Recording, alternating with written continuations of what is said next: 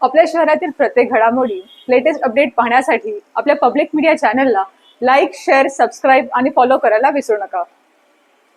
बदलापूर अंबरनाथच्या सीमेवर 600 टन रोज कचरा उचलण्यासाठी एवढा मोठा प्रकल्प उभा केला। कारण थोडी मेहनत, कारण आम्ही सांगतो साहेबांना आमचाही 6 टन 5 टन कचरा रोजचा जाऊ द्या त्या प्रोजेक्टवर।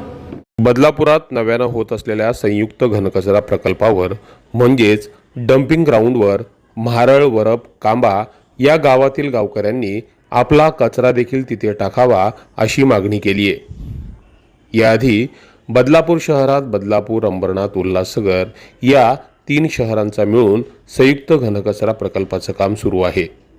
त्यात आता या 3 गावांनी देखील आमच्या भागात डम्पिंगची समस्या असल्यानं आम्हाला कचरा टाकण्यात अडचणी येत आहेत। त्यामुळे बदलापूर शहरात नव्यानं होत असलेल्या डम्पिंग ग्राउंडवर हा कचरा टाकण्यात यावा।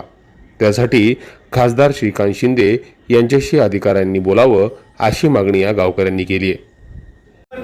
कमीत कमी 10 ठिकाणी रस्त्यावर कचरा पडलेला असतो। लाजवाटी ग्रामपंचायत सदस्य असल्याचा, लाजवाटी माझी मिसेस ग्रामपंचायत सदस्य सांगण्याचा आम्हाला माहिती आहे। जर खासदार साहेबांनी बदलापूर अंबरनाथच्या सीमेवर 600 टन रोज कचरा उचलण्यासाठी एवढा मोठा प्रकल्प उभा केला। कारण थोडी मेहनत, कारण आम्ही सांगतो साहेबांना आमचाही 6 टन 5 टन कचरा रोजचा जाऊ द्या त्या प्रोजेक्टवर।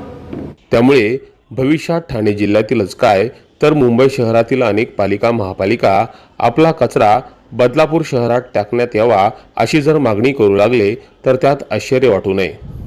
या सगळ्यामुळे मात्र बदलापूर शहराचं नाव डम्पिंगचं शहर होईल यात काही शंका नाही। Public media bureau report.